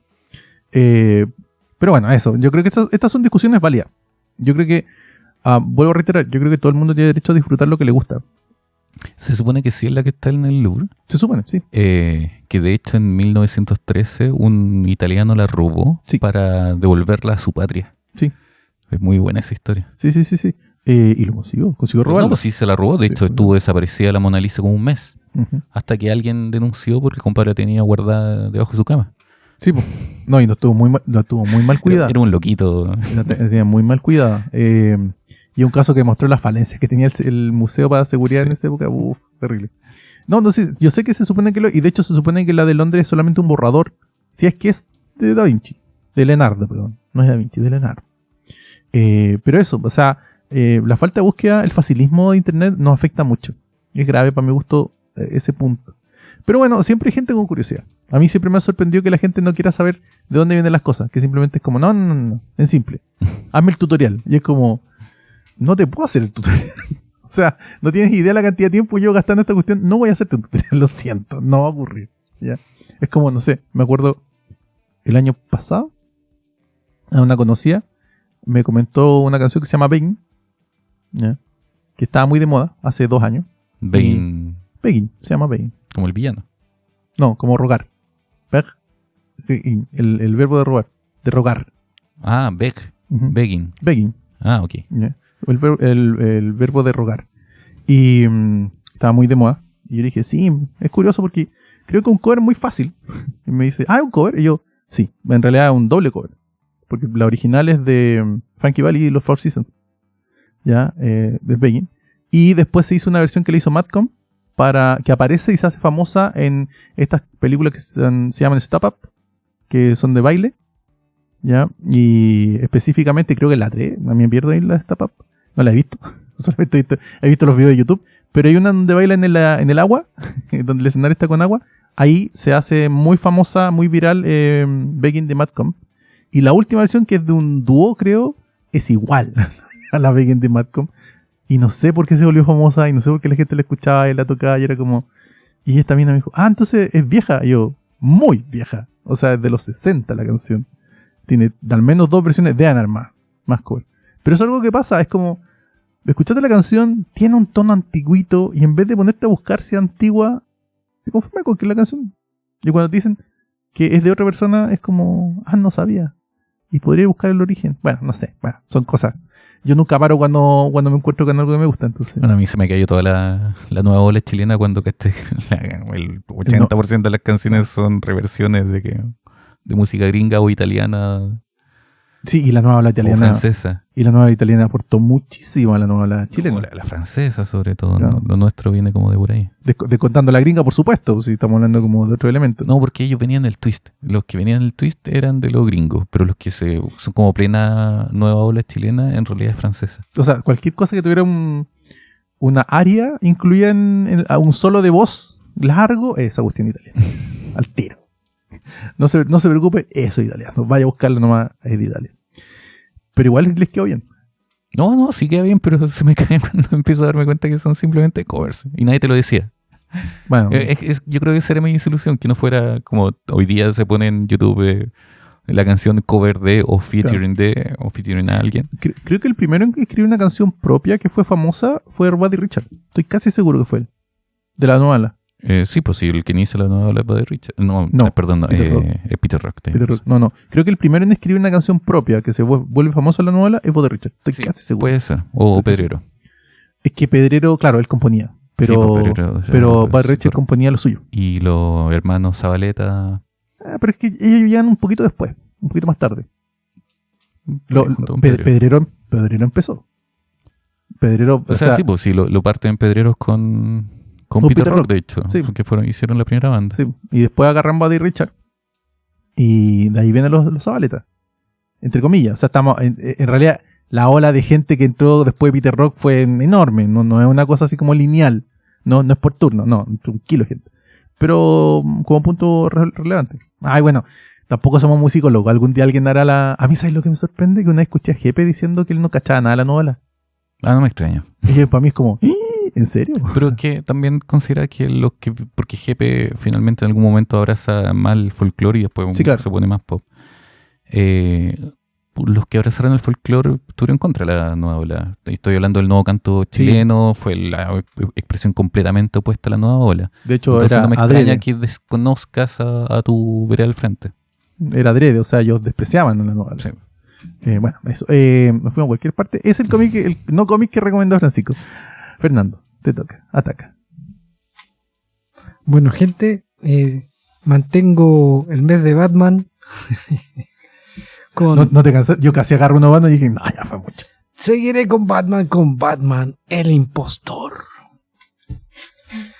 Batman el impostor es de la línea Black Label de DC Comics. Es una historia de 3 números con guión de Mattson Tomlin, que es el co-guionista de El Venganzas, la película. ¿Ya? Con el arte de el italiano napolitano, y no digo hasta ahí nomás, Andrea Sorrentino, bien conocido por ustedes en trabajo con Jeff Lemire, por ejemplo en Gideon Falls, en Green Arrow de los nuevos 52 y también en Old Man Logan, para que ustedes lo busquen, y con el color de una tremenda colorista norteamericana que trabaja generalmente en Image, que es Jordi Belair. Échale el ojito nomás. Y el trabajo consta de lo siguiente. Tenemos a un Batman joven, debe estar post el año 1.5, muy cercano al Venganzas, tanto por look como por la profundidad del carácter del personaje, en que sucede lo siguiente. Tenemos a un joven que está combatiendo el crimen, que no tiene apoyos o figuras paternas en el caso de James Gordon, y tampoco Alfred. Está abandonado en ese aspecto, debido a que Gordon fue expulsado de comisionado de policía, y Alfred se aburrió del pendejo llorón que era Bruno Díaz o Bruce Wayne, así que lo abandonaron y lo llevó a Rusia a estudiar a una escuela. Así que el cabro llegó trastornado y siempre enfocado en hacer un bien a su ciudad, porque quería limpieza, quería que nadie sufriera. Pero a la vez el tipo está tan cagado de la cabeza que no tiene apoyo en nadie más que en una médico que él ayuda de cierta manera, que es Leslie Tompkins, que pasa a ser su apoyo en esta historia, en la cual ella no quiere o le propone no revelar a la sociedad que él es, que tiene esta doble identidad de vigilante y de millonario, con la salvedad que ella va a ser su psicóloga. Él va a empezar a contarle los motivos por el cual él está realizando este combate contra el crimen y limpieza de Ciudad Gótica. El tema está en que la policía no está muy de acuerdo con este vigilante, y también porque aparece un nuevo Batman que se empieza a grabar y a matar a los criminales. Por lo tanto, la fama de este Batman empieza a crecer y la policía necesita eliminarlo. Un copycat. Justamente, aparece un copycat y el tema es ¿cómo limpiar tu imagen si tú eres Batman? ¿Quién te cree? ¿La policía no te cree? ¿Quién es realmente el Batman? ¿quién es realmente el Venganzas? Y esa es la premisa de esta historia. Es un caso totalmente policíaco, detectivesco, en el cual tenemos a Batman persiguiendo a su impostor o copycat, la policía persiguiendo a los Batman, y una historia de amor. Sobredosis de Batman. Es una historia de amor. Y nadie persigue a la policía. Nadie persigue a la Ubícate. policía. Ubícate, nadie persigue a la policía. Y también lo más importante y clave que no puede faltar en una historia de esta, una historia de amor. Tenemos a una policía que está, de cierta manera, cree en Batman porque ella tiene un punto en común, de cierta manera. Ella también sufrió la pérdida de sus padres en un crimen. Y eso empieza a vincularla emocionalmente con Bruno Díaz. A ver, ¿desde cuándo esta historia? Esta historia debiese ser de el año 2020. Muy nueva, que no había escuchado hablar de 2021. ella. No he escuchado. El impostor. No estaba. No, Por pues Gordon fue expulsado. Sí, lo habían expulsado en ese momento. O sea, está sin ninguna hay- figura paterna Venganzas. Hay un momento en la historia de Batman de la cronología oficial en donde Gordon no es policía. De De los hecho. primeros años. Sí, de los primeros años. Porque después, en parte, la razón por la que llega comisionado es porque ahí Bruce Wayne interviene. Bruce Wayne se hace amigo del comisionado Gordon porque considera que es un hombre honesto y él lo apapacha y lo apadrina electoralmente. ¿Tú cachai? El comisionado se vota. ¿Ya? Entonces, gracias a eso es que Gordon sale electo. No me sabía esa parte. ¿Cuándo lo pusieron? No, es que no es lineal, pero se va a mencionar. Lo de que se vuelve amigo Bruce Wayne del comisionado Gordon, No, sí. eso sí. ¿Cachai? Pero Y de que no estuviera y la que- policía por un periodo. Es que al inicio. políticamente Gordon no estaba bien en la policía. Po. Es que él, como estaba siempre apoyando, o sea, partamos de la base de que la policía al que llega en año 1 es una policía totalmente corrupta. Entonces él llega a ser el pajarito nuevo que cree en la ley y en la justicia y ve que están todos hechos mierda. Entonces, obviamente, o te vais para el lado oscuro o te vais para afuera. Y es más o menos lo que sucede acá. Porque él, de cierta manera, apoya a Batman, investiga con Batman, y eso a la policía corrupta no le parece porque estáis compitiendo. O sea, En alguna historia aparece que él se va con su señora a Chicago, creo, algo así. Y después vuelve. ¿Ya? Y en alguna historia, es que, como te digo, no es lineal. No es como que se sepa exactamente la cronología en qué punto se va Gordon de Gótica, pero sí hay un periodo en donde Gordon se va de Gótica y va con su señora y trata de rearmar su matrimonio, que al final de cuentas fracasa y él vuelve solo. Ahí es cuando queda solo completamente. Ya. Respecto al guión de Tomlin, quiero decir que no es una historia estándar, en el sentido que el tipo trata de hacer lo más real posible a este chico trastornado que se viste de murciélago y que combate el crimen, que curiosamente tiene en diferentes puntos de la ciudad, tiene motocicletas, porque no hay batimóvil, no hay una mierda. Muy de Batman. Muy de Batman, por eso es muy cercano a lo que es Venganza en ese aspecto. Está muy básico, está muy pollito todavía en su cruzada contra el crimen. El uniforme es una armadura, el tipo se nota los balazos, los golpes, acá duele las cosas que se ven, pero también hay un relato de detectives, ¿ya? No pierde las dos cosas, o sea, tiene un poquitito la esencia de la película de Matt Reeves, pero el fuerte está en el arte de Sorrentino. Sorrentino es un gran narrador visual y muy bueno para experimentar en cuanto al trabajo de la viñeta. Revisa por favor, porque Sí, hay unas cosas que el tipo ya ha sido vista en trabajos anteriores, como por ejemplo el de Green Arrow o en Gideon Falls, que el tipo le encanta la onomatopeya, implementarla dentro de la imagen para que cause el efecto o la sensación de, ya sea de dolor, de impacto, de muerte, de sorpresa, y a la vez ocupar micro viñetitas para indicar detalles, por ejemplo, cuando se te quiebra un hueso, o te perfora una bala, o te acuchillan. Todo ese tipo de detalles van dentro de la narración, y el color de Jordi Belair va muy de la mano del tenor que tiene la historia.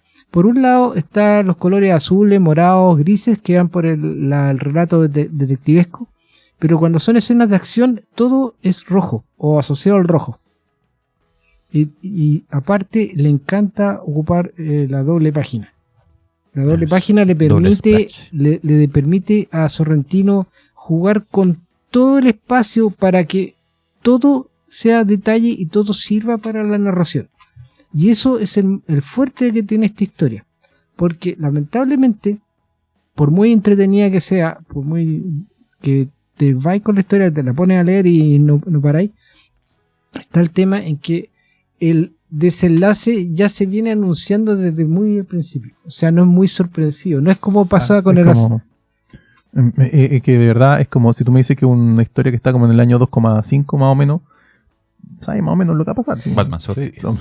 Claro, entonces no... Y sale más fuerte, más peor que como que... Claro, entonces no te sorprende mucho el remate. Pero el resto de la historia, cómo se van juntando las tres líneas argumentales, está bien trabajado. Pero no veo a otro dibujante que pueda jugárselo así como Sorrentino. Es necesario él en este tipo de historias, porque es demasiado noir, demasiado violento, con mucho contenido para imaginarte cosas. O sea, el tipo juega con la orientación de las páginas. De hecho, hay un par de páginas que son al revés. Pero no por la edición, sino porque el gallo se dedica a hacerte pensar y cómo va el relato en la psique del personaje. Eso lo hacen en La Cosa del Pantano, en la primera saga. Claro, y de hecho en Gideon Falls, que es el trabajo que hizo con Lemire, funciona así. O sea, hay muchos momentos que son como realidades que están armadas en un cubo, que son diferentes mundos paralelos. Entonces todas las caritas significan algo. Me gusta que la portada tenga que ver con el contenido. La verdad a mí me molesta bastante cuando la portada no tiene nada que ver con lo que da adentro, salvo excepciones. Ya, eso me gusta, de que te lo estoy anunciando. Está bien novedoso la gráfica, ¿eh? Sí, yo la recomiendo a todo fan de Batman y a quien quiera ver algo más experimental en cuanto al tema visual. Por favor, lean El Impostor. De hecho, está en ediciones español de OVNI y también de SC, en tapadura ambos. Acá en la versión gringa que salió el año pasado. En una versión sí, prestigio más fácil. Prestigio. Tan prestigio no es. Ay, pero a ver, tiene la tapa un poco más gruesa que sí, el las que tapas normal. las tiene más gruesas. Está un poquito más gruesa de lo normal. Pero ¿cuál es la gracia de Black Label? Black Label permite al autor desarrollar historias que están fuera de la continuidad y con una libertad mayor al usar los personajes. Eso significa que yo lo escucho me hace Black Label. También le permite a la editorial cobrar más caro, porque sacan ediciones ultra con tapa no sé qué. Aparte también republican historias que no estaban o que estaban en otra línea dentro de DC. Por ejemplo, Kingdom Come está en Black Label ahora. Tú vas a saber por qué la pusieron en Black Label, porque no cumple con ninguna de las cosas que habían planteado originalmente para el sello. Claro. En serio. O sea, Kingdom Come no cumple con nada de lo que estaba planteado originalmente como la declaración de principio del sello. Pero está Black Label, está Kingdom Come. La promesa es que te van a cobrar más caro. Sí, es la eso sí. Con un sello especial, que chito el tema. Eso sí. Así que esta historia ya la encuentran en español, sí, por si lo quieren adquirir. El Impostor, con el Venganzas. Bueno, esta portada en particular, True Detective. Totalmente. Sí. La del segundo tomo, que para quienes nos estén viendo, bueno, ahora en Netflix voy a hacer un video, por los colores, por la composición, es como lo que uno se encuentra en Netflix en la portada. Me recuerda una mezcla como entre... se me fue el nombre ahora de mi húngaro favorito. Húngaro favorito. Si usted se acuerda quién es el húngaro favorito, por favor, lo deja en los comentarios. Una mezcla entre Alex Maleev y Jay Lee. Sí. De hecho, destaca mucho el trabajo de Sorrentino, es que él no ocupa grises. Siempre la tinta tiende negra. Al alto contraste, sí. Y otra cosa fotográfica. Sí, le encanta. Y la espectacularidad de Jay Lee, porque, igual Maleev yo lo encuentro espectacular, pero tiene esta cosa del viñeteo que tiene este compadre, me recuerda más a Jay Lee. Y es bueno el ejercicio de esto. Esto es muy Eisner. Ajá, Sí, no sí. sé, del tipo le encanta esa cuestión de la El uso, onomatopeya. eso, Le el uso de la onomatopeya como viñeta. No, me refiero a que, porque lo que le estoy mostrando acá a mis colegas es que la primera página de este cómic comienza con un crash. En ese crash está por dentro del texto, como una ventana, se ve el rostro de la doctora Tompkins, que ¿desde cuándo es negra? No, para esta. Por eso solo para esta. son Yo pensé que lo las habían cambiado. libertades que se toman. Ya, y eso, esta idea de presentarte una historia con un texto en grande que es parte del cómic y no un texto que presenta solamente, nuestra herencia del señor Eisner. La herencia eisneriana. ¿No? Y una doctora Tompkins medio Nina Simone un poco. Sí, una Nina Sí, Simone sí, completa, ¿no? Totalmente, Le falta totalmente. cantar nomás. Totalmente. Para quienes quieran saber algo más de esta historia, ya saben, está en español. ¿Tiene continuación? Me preguntarán. Está anunciada desde los primeros diálogos. Solamente Ok, eso. pero está en español, está editado en castellano. ¿SC? Así es, SC y en OVNI. Bueno, Ah. y si a alguien le gustó la película, ¿es buena bajar esto? Sí, lo pueden encontrar más o menos el mismo tono. Ya. Así que, Buena recomendación. Sí. el venganzas, el impostor. Está bueno, está bueno. Bien, bien, aplausos. Este es el momento en que tú deberías tirar tu aplauso de... Eso.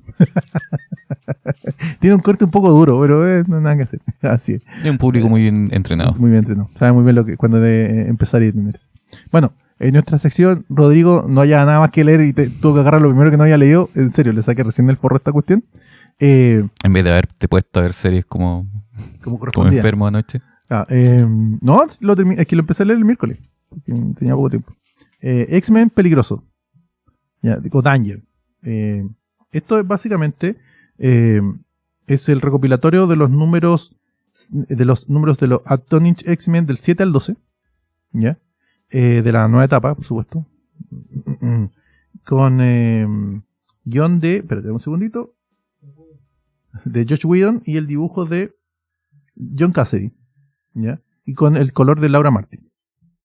¿De qué se trata? La premisa es simple, corta y está hasta mi punto buena, pero la conclusión no me gustó nada. La premisa es que la Sala del Peligro toma conciencia propia.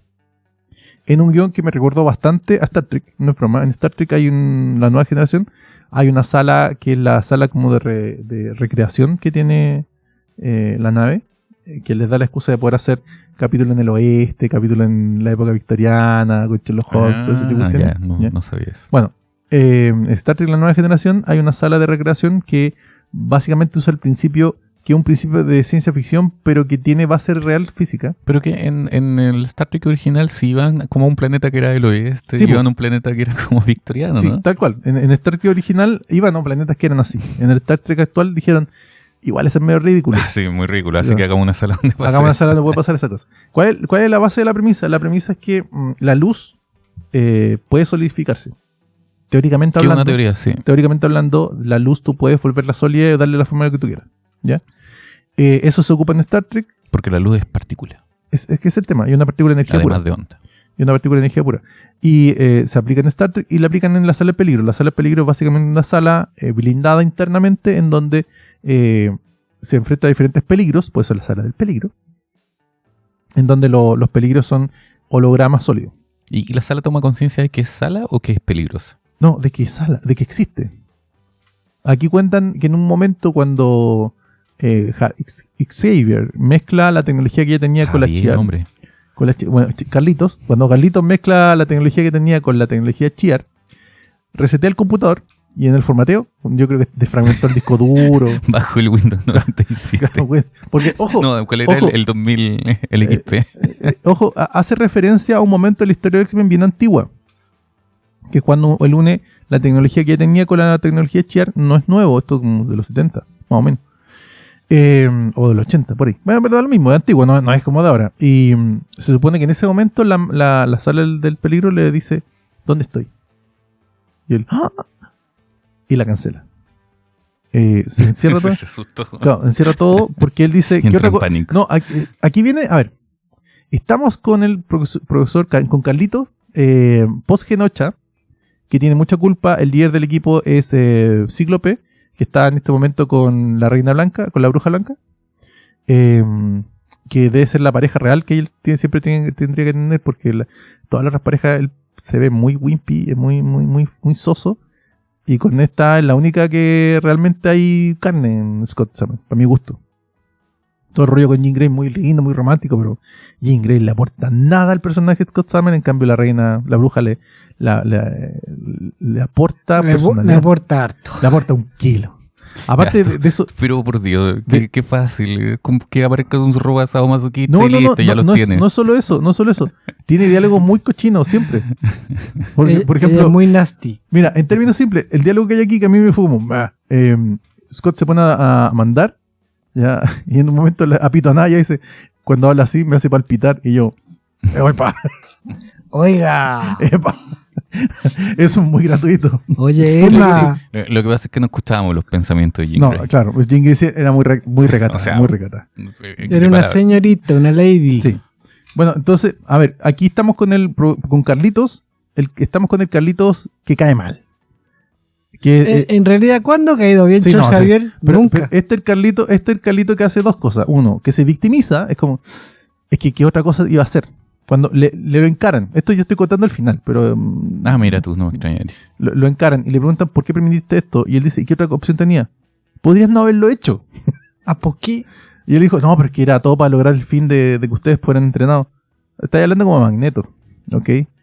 1. Y 2, el cretino. Básicamente es el Carlitos cretino, el Carlitos que en pro de lograr sus fines le ha impuesto comer todo lo demás.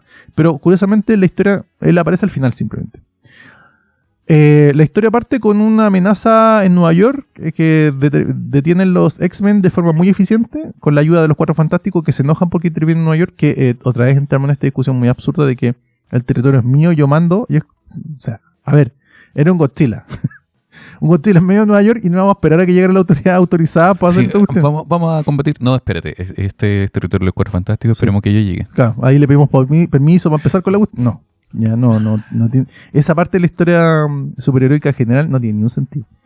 Pero y además sirve de excusa para que después les presten la nave fantástica para ir a Genocha. Y después caché que toda la primera historia es solamente para que tengan la excusa. Para justificar la nave fantástica. Claro, porque ellos se quedan sin el Blackbird por temas de la trama. Y entonces, ¿cómo vamos a Genocha? Le podemos pedir a Reed Richard ahora que ya somos amigos. Y llaman a Reed Richard y Richard les manda la nave. Y es como... Ok. Rájate, Reed. Para mí fue... Hey. A ver, no voy a contar mucho la trama, pero la premisa, a ver, me gustó. Está súper buena. Pero la premisa es como Ultron, ¿no? La premisa como Ultron, sí, más o menos. Más o menos, sí, como Ultron, sí. Pero es que tiene mucho que ver con las series de ciencia ficción generales. Me acordé, en Los Simpsons, cada vez que alguien o intervienen robots, en algún momento los robots se vuelven malos y quieren asesinar gente. Y dicen matar, asesinar, destruir. Y es como que en Marvel tiende a pasar un poco lo mismo, ¿no? La tecnología siempre en algún momento quiere eliminar a su creador. Pero ¿por qué yo cito Star Trek? ¿Por qué cito Star Trek? Aparte de que en Star Trek también hay una plataforma que es de recreación con el tema de la luz sólida. En Star Trek hay un capítulo en donde hacen una especie como de... Lo que estábamos contando, esto, recreaciones de la época victoriana. ¿Ya? Donde hacen como una parodia de Sherlock Holmes, en donde Data hace de Sherlock Holmes y le enfrenta a diferentes acertijos que tenía que resolver Sherlock Holmes y lo resuelve todo en 5 minutos. Entonces a alguien se le ocurre la brillante idea de decirle a la plataforma, crea una rutina que pueda derrotar a Data. Y entonces la cámara toma conciencia. Toma conciencia de sí misma. Yo existo. En Star Trek. Es exactamente lo mismo que pasa acá. La habitación. La habitación pensé por un momento la cámara que lo estaba filmando toma conciencia. No. La habitación donde están, que esta sala de entretención, toma conciencia de sí mismo. Que es exactamente la misma trama de acá. Yo creo que es copia. Y no es broma. Y también la TARDIS. También la TARDIS. La TARDIS también toma conciencia en algún momento. De sí Capítulo guionizado por Neil Gaiman. Toma conciencia de sí misma. El debate es muy interesante. Aquí hay también el ataque de una especie como de centinela gigante que no es derrotado mediante la violencia, sino mediante el uso de la razón. Y eso me dejó bien loco. Para empezar, se representa a sí mismo el centinela como una cucaracha. Enorme, gigante, un Godzilla cucaracha. haciendo referencia a que había sobrevivido, había sobrevivido al ataque Genosha, que Genosha, para el que no sepa, fue atacado con una bomba nuclear y mueren 16 millones de personas, una cosa Y así. se activa el segundo poder de Emma Frost para convertirse en un diamante viviente. Ujú. Ahí es cuando se activa ese poder, entre otros. Y va en busca de ayuda y llega a la escuela de Javier, que eso ocurre en los guiones de Grant Morrison, con el dibujo de ya tú sabes quién. Sí, esto es post-Morrison, directamente post-Morrison. Así es. Después de la etapa de Morrison, que Morrison era chaquetas de cuero, aquí volvemos al spandex. Y de hecho hay un retroceso a los uniformes más antiguos de los X-Men, pero rediseñados. Por eso tenemos un Wolverine con orejitas chiquititas, a Cíclopes con la capucha completa. Pero ya en la era Apocalipsis, Emma Frost ya era diamante, ¿no? No. Lo que se Recuerdo. activa ese poder por miedo. Porque ella era profesora de la escuela en Genosha. Entonces ocurre este impacto nuclear y ella, por intentar supervivencia. protegerse, se activó. Ni siquiera ella sabía que tenía ese poder. Este es el segundo arco de Whedon con Sí, el segundo. Casadai. Que es el primer tomo que sacó, esto es de las coleccionables Salvat Marvel. La primera, no la roja, sino la negra. Que tiene dos ventajas. Una, la curatoría es muy buena. Y dos, tienden a respetar las portadas, cosa que agradezco. Sí, eso Porque me la parece roja- importante. Porque la roja, ni No, por si olvídalo. acaso. La falta de respeto por la portada a mí me choca en la serie roja. Sí, yo voy a defender la curatoría de la roja. Es que si ya te quedaste con las buenas la primera vez que sacaste, después no te quedan las que no son tan buenas. La historia, pero las portadas, No, la portada no, sí, eso no tiene No, excusa. sí estoy de eso acuerdo, no estoy de tiene acuerdo. defensa. estoy de acuerdo. Aunque igual la roja te salva algunas historias bien buenas. De hecho, creo que todos compramos Electra. Sí, Creo que todos compramos Electra. de Que que eso está- deberíamos hacer un capítulo. de hecho. A ver. Y ustedes pueden pedirlo si se hacen para Patreon. Pero antes el respawn. Y dale con eso. A ver, a mí en lo personal, ya lo he dicho 1000 veces, me encantan los mutantes, me encanta la teleserie mutante, esto es parte de la teleserie. El guión no tiene ni una sorpresa porque, como digo, me parece que es una copia al capítulo de Star Trek. O sea, de hecho, la resolución, al menos del Centinela Gigante que tiene que ver con esto, es 100% por la razón, que es más o menos lo mismo que hacen con Star Trek, aunque en Star Trek logran engañar a la inteligencia artificial que se había manifestado. Algo que solo un ñoño puede saber. Un saludo a nuestro público. Yo vi el capítulo, pues, ¿qué quieres que te ¿Qué quieres que te diga? Me parece que es una copia vil. Porque además siempre sentí este paralelismo entre la sala del peligro y la plataforma de entretención de Star Trek. Considerando que la sala del peligro es antes que la plataforma de entretención de Star Trek. ¿Ya? Pero esta historia creo que es una copia del capítulo de Star Trek porque es antes que esta historia. Eso. Me gusta la interacción de los personajes. Ah, bueno, aquí es cuando vuelve Piotr Rasputin. Piotr estaba muerto. Y vuelve el No de la está muerte. muerto entonces. Anda de parno, anda. Bueno, pero es una muerte. Y es una muerte en Marvel. Y si quieres saber de por qué vuelve, tiene que ver el arco anterior. Exactamente, el primero. Y la verdad, para ser muy sincero, creo yo que es una excelente continuación de lo que había dejado Morrison. Porque la verdad es que Morrison sí, en su etapa, se va muy a la filosófica. Porque es Morrison. ¿Ya? Conoce muy bien los personajes. Eso nada que decir. De que el tipo cacha lo que está escribiendo, sabe perfectamente lo que está escribiendo. Pero sí se va muy a la filosófica. Y esto es mucho más simple y más acción. Esto es simplemente un cómic de acción de superhéroe. Es puro pillameo. No tiene mayor vuelta que darle, salvo 3 puntos, creo yo. Que uno, establece lo cretino que ha sido siempre Charles Xavier, Carlitos. Carlitos es un cretino, un despiadado, siempre lo fue y sigue siéndolo. 2, que Emma Frost siempre está en ese punto de que es mala, que es buena, que es mala, que a mí me revienta. Es como ya. O sea, ya decide. 7. Ya, decide. Y no, que el otro le Es que sigan es dando, una mala muy buena. y el otro le sigan dando pie, le sigan dando oportunidades, para mí es ya, pues, o sea, ¿cuántas veces tienen que...? Sí, sé, está bonita, pero ya, pues. Sí, mira cómo viste. No, Claro. ya, listo. Pero ya, pues, ¿cuántas veces tienen que caer y caen en la misma, y caen en la misma, y caen en la misma, y caen... Ya, Es que no has leído los X-Men que vienen después. Ay, no, literal, no leo lo que viene después. No leo lo que viene después, pero me imagino, sí es el tema. Ya. Y el tercer elemento es que al final de cuentas, Cíclope es un buen líder si se sabe usar. Porque el pobre Cíclope es tan buena persona que pierde fuerza muy fácilmente como líder. Que de hecho le pasa después con el tema de cuando entran los dos equipos. Porque los dos equipos vienen después, ¿cierto? Cuando entra Tormenta con un equipo y Ruich con el otro. Vienen después. ¿Ya? Ahí se nota de que Cíclope se pierde como líder. Y sí está bien como líder, pero el problema es ese. Yo creo que, vuelvo a reiterar, creo que Emma Frost le aporta un kilo a él como personaje, porque Emma Frost lo apoya. O sea, digamos lo que quieran de la mujer, pero de que apoya a su hombre a morir. Ella está con Scott hasta el final. A lo Américo. Sí. Y eso hace que, a ver, estos ya son rollos míos. Yo sobreleo mucho. Pero siento siempre que, como tú tienes un personaje tan potente como Emma Frost, porque es un personaje potente que va agarrando mucha fuerza con el tiempo, que ella apoye irrestrictamente a Scott Summer, le da fuerza a Scott Summer como personaje. ¿Por qué? Porque tú tienes un personaje fuerte apoyando a uno que te parece débil. Porque sí, Scott Summer parece débil, al menos como de carácter. ¿Ya? Y yo creo que ese apoyo moral que le da Emma Frost al personaje de Scott Summer, de Cíclope, es el que le da fuerza a Cíclope.